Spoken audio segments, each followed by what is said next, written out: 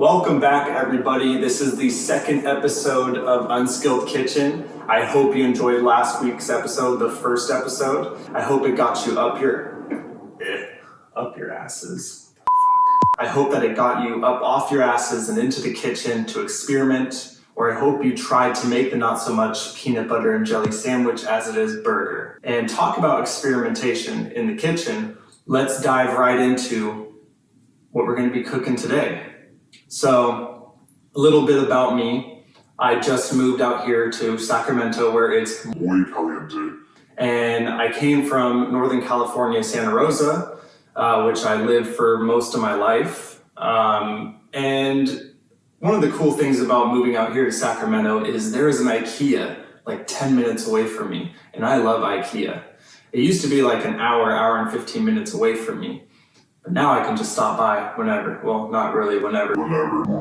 Because Corona. But, once Corona's over, I'm going to be there a lot. And, it's not just walking into Ikea and seeing all the cool furniture and getting all the inspiration that I get when I walk in there.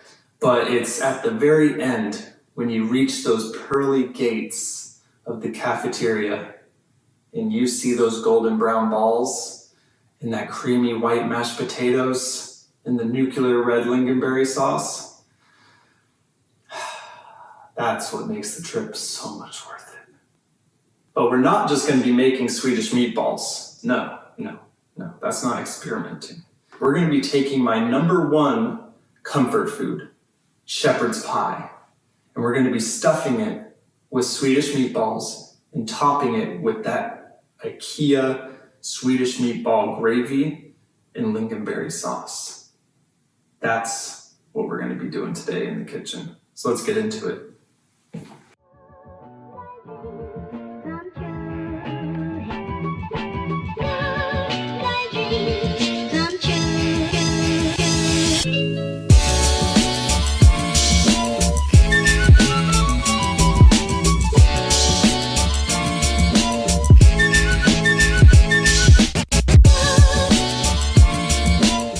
So what are we gonna need today? An onion, ground pork, ground beef, an egg, garlic, milk, salt and pepper, Worcestershire sauce, Worcestershire? I don't know if it's sure as in okay or Shire as in Bilbo Baggins. We'll just call it Worcestershire. It's easier, rolls off the tongue that way. Sweet peas, corn, mustard, parsley, carrots, butter, flour, potatoes, olive oil, soy sauce, breadcrumbs, bursting with flavor, vegetable broth,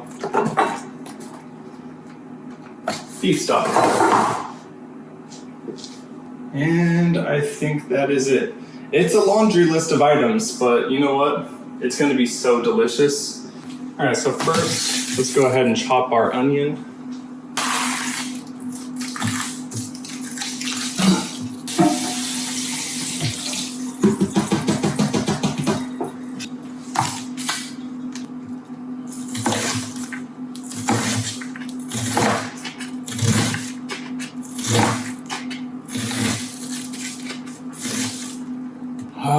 Tearing up. Oh god. The waterworks. It's probably really dangerous. I'm cutting an onion while my eyes are so watery I can barely see. Don't do this at home. Little tip, if your eyes start watering, put your head in the freezer. It helps so much. Do any of you are you like on and off with crying when you cut onions?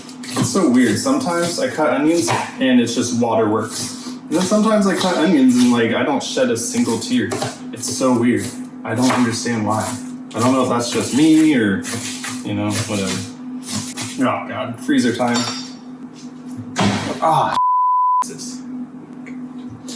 This is legit how I look like after watching Coco, or any Pixar movie at that matter. Okay, now we need to cut our 2 carrots. you can peel your carrots if you want. I like to leave the skin on my vegetables. You know, like when it comes down to potatoes, carrots, even, you know, like my poultry or my fish, you know, like I love keeping the skin on. I think it just adds way more flavor. So do what you want. You can peel it if you want. I'm not. So you want them not too thin. I'm a little thick. Maybe like, what is that, like ½ inch? And then go ahead and just kind of roughly chop them.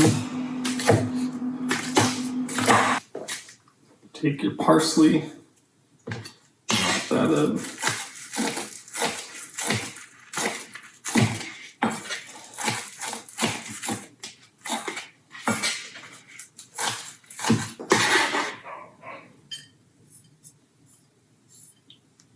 All right, so we're gonna need 4 cloves of garlic. No, let's make that 5. Let's make it 5.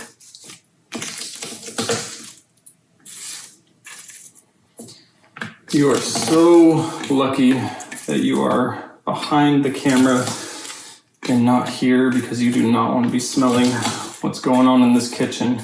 And I'm not talking about the cooking or the food, you know, that's great. It adds to a great buffer to what's coming out of my ass. I had an egg salad sandwich and a dark roast coffee this morning, and believe me, it's not pleasant.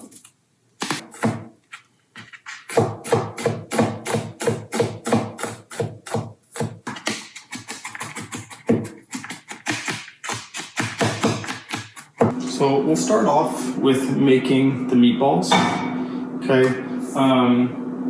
Part of making the meatballs is we are going to take half of our onions and we are gonna grill them, or saute them. I don't know.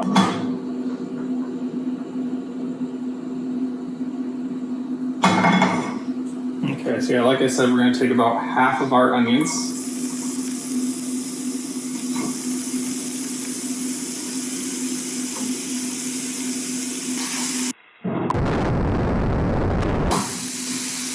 Okay, now that we're seeing some browning on the onions, we're gonna go ahead and deglaze water.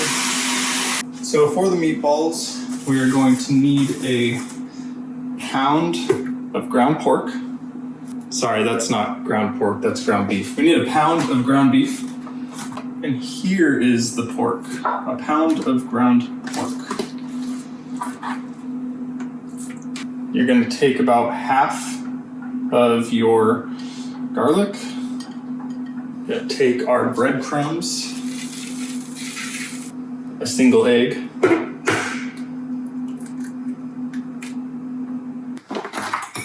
now we need 1/3 cup of milk,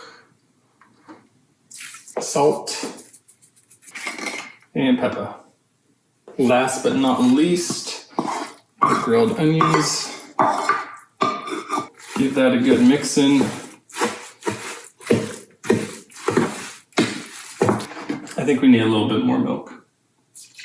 I will be putting a detailed recipe in the description, and it'll account for the extra milk that I used. Hello, hello, hello. So now we are going to be making the Swedish meatballs. I'm not gonna go traditional shepherd's pie style where you just have the ground beef and you cook it and then you throw it in the baking pan, because that wouldn't really be Swedish meatballs combined with shepherd's pie. That would just be Swedish ground beef. And that's not what I'm about today. So we are gonna make Swedish meatballs. Now, you can make them whatever size you want. You can go with the traditional, you know, smaller size like Ikea has them. Or, you know, you can go with these like big voluptuous juicy balls. It's really up to you and your preference. You know, it really depends on my mood, what I'm deciding the size of my balls are gonna be. You know, sometimes I like them big. Sometimes I simply just like them small because it fits in your mouth easier. I think we're gonna go with a little bit of in between. We're gonna go with maybe like some, now you know what, maybe a little on the smaller side, maybe like a small medium, maybe something like that.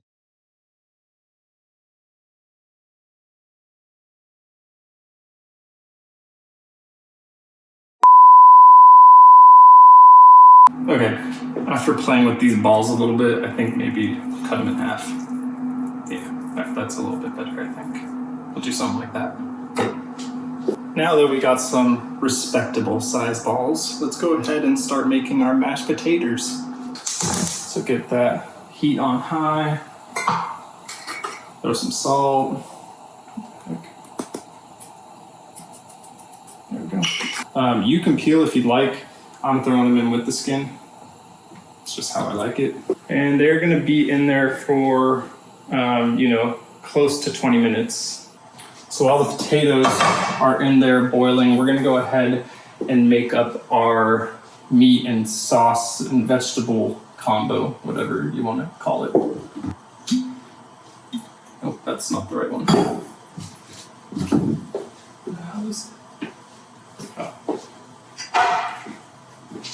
Start off with your olive oil. All right, so we're gonna go ahead and we're gonna add 3 items. Start off with the carrots, the onion, and the garlic. So now that the onions are looking a little translucent, carrots look a lot softer, there's a lot of fragrance going on, we're gonna go ahead and add our meatballs. Okay, after about a few minutes of cooking the balls, we're going to toss them and flip them around. We don't need to fully cook them in here because that's what the oven is for. While it's cooking on the other side, you're going to take your peas, make sure you drain the juices, throw them on in there, and your corn. I f***ed up and got cream style corn. Such an idiot. And I can't just go back to the grocery store and go get, the right corn because times are tough. It's Corona right now, and I'm not just gonna go for one item. So I'm gonna put about half of that in there. After a few minutes, you can go ahead and kind of scoop the meatballs from under and just kind of stir a little bit. Actually, you know what? This would probably be better for scooping.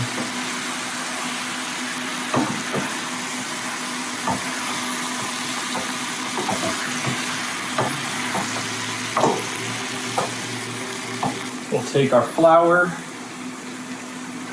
That's really good. And our vegetable broth. Last but not least, Worcestershire sauce. Worcestershire. And remember your scoop method so you don't mess up the meatballs. We're gonna go ahead and just kind of evenly coat everything.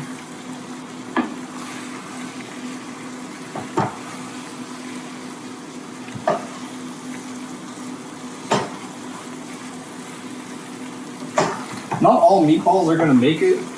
I'd say maybe half have kind of gotten a little squished. So yeah. It's now time to take these potatoes and go mash them up. So we'll take this heat off. And then and we will go ahead and drain our water. So we'll now take our mixing bowl and our potatoes. So we will add our butter.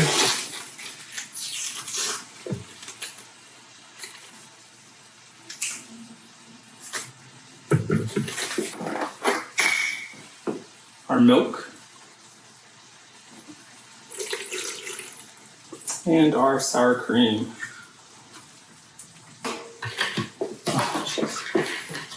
A little salt and pepper to taste.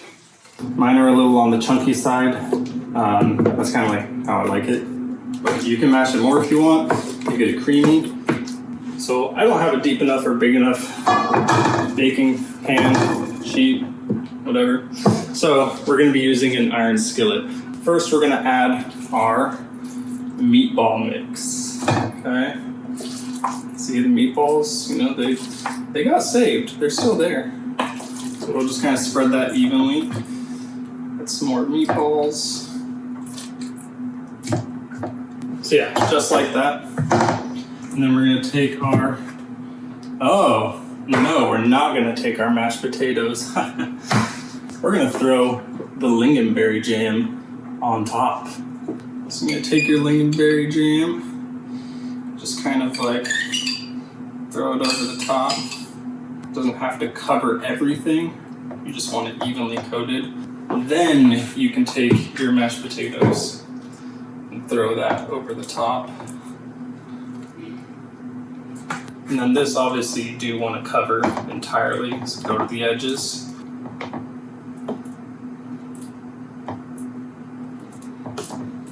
Okay, now that the oven is preheated to 400 degrees, let's go ahead and stick that bad boy in there.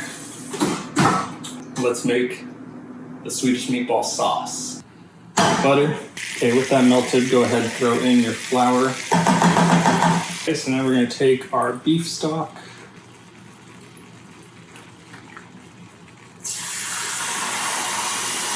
And our vegetable broth. Bursting with flavor.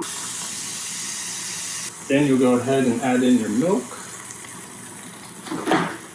your soy sauce, and your mustard.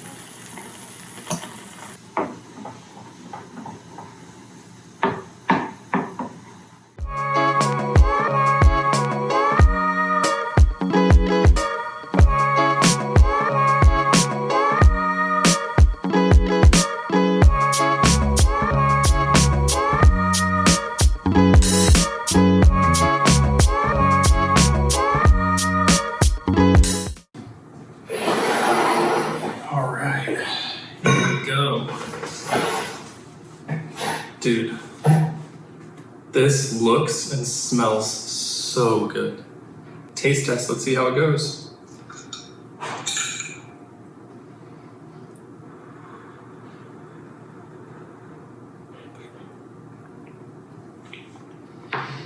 Bursting with flavor. Dude. Oh my God. Yes, yes, yes. This right here. Oh my God, I'm blown away.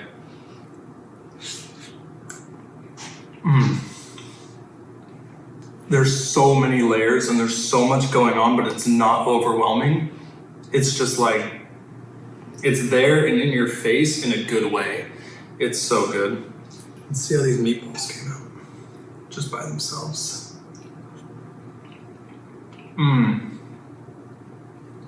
Yup, dude. This, honestly, this takes the cake right here so far. I mean, the not so much PB&J as it is burger was excellent. It's super good. This, though, is just like a whole nother level. It's on a whole nother planet. I'm on a whole nother planet right now. This is amazing. Well, that does it.